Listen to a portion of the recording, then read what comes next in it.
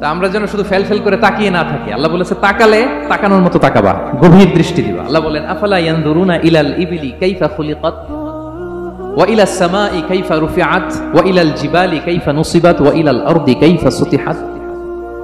আল্লাহ বলেন ওরা কি নজর দেয় না? আফালা ইয়ানজুরুনা, নজর থেকে ইয়ানজুরুনা ইলাল ইবিলি, ওরা কি উটের দিকে তাকায় না?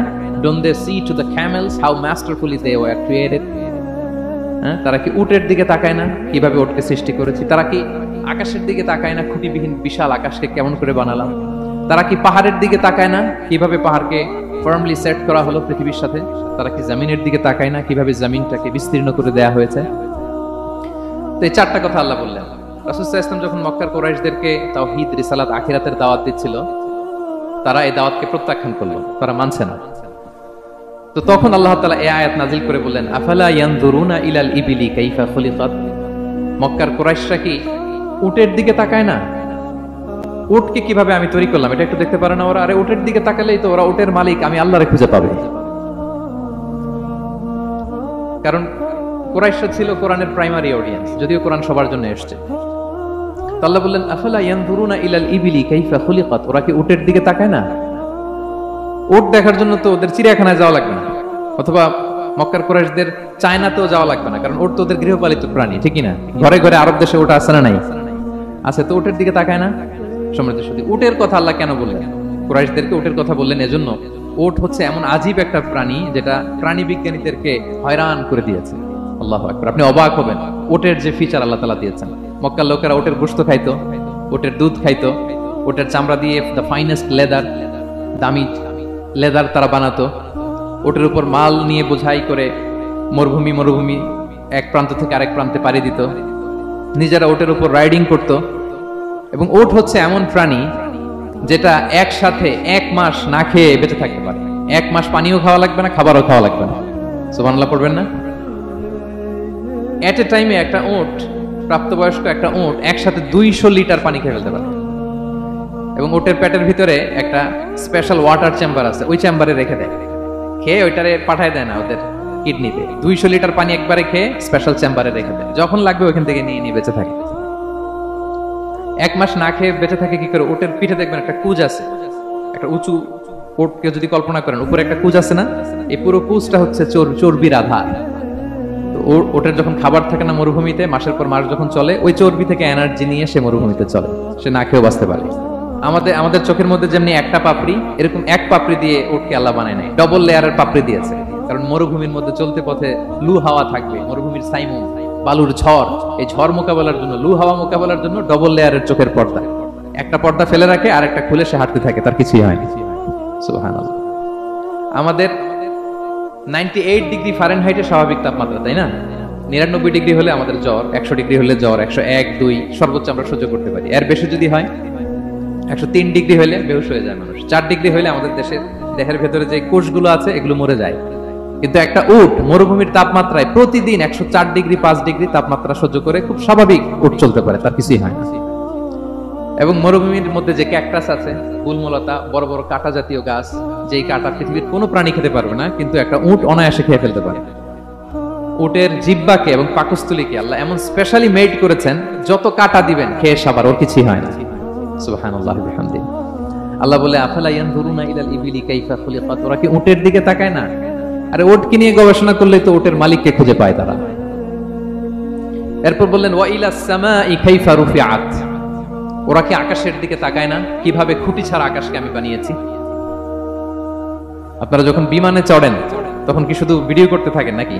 মেঘের ভিডিও, আকাশের ভিডিও, তখন তাকাবেন আকাশের দিকে। সুবহানাল্লাহ, কিভাবে আল্লাহ আকাশকে তৈরি করেছেন। ওয়ালাকাদ যায়্যানা সামা আদ-দুনিয়া বিজিনাতিল কাওয়াকিব, আল্লাহ বলেন এই প্রথম আকাশটাকে আমি তারা দিয়ে সুশোভিত করেছি, বিশাল বিশাল তারা। এই যে আমরা সূর্য দেখি, এটা একটা তারা, পৃথিবীর চেয়ে 13 লক্ষ গুণ বড় এই সূর্য। কত গুণ বড় বলে ফেললাম হুট করে মুখ দিয়ে, কিন্তু কল্পনা করতে পারতেছি। তার মানে 13 লক্ষটা পৃথিবী সূর্যের মধ্যে রাখার জায়গা আছে। তাই বলে মনে করেন না যে সূর্য অনেক বড় সাইজের তারা, নো। সূর্য এই মহাশূন্যের খুব ছোট্ট সাইজের একটা তারা। সূর্যের চেয়ে লক্ষ কোটি গুণ তারা আছে।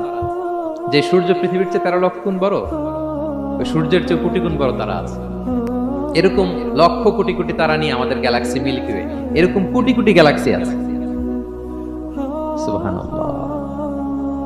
কোটি কোটি গ্যালাক্সি নিয়ে আমাদের এই প্রথম আকাশের মহাশূন্য। তার মানে পুরো প্রথম আকাশটাকে যদি একটা মানচিত্র দেয়া হয়, ওইখানে মাইক্রোস্কোপ দিয়ে পৃথিবীকে খুঁজে পাওয়া যাবে না। আই রিপিট, পুরো প্রথম আকাশটাকে যদি একটা বড় মানচিত্র বানানো হয়, আমরা যে পৃথিবীতে আছি মাইক্রোস্কোপ দিয়েও এটাকে খুঁজে পাওয়া যাবে না।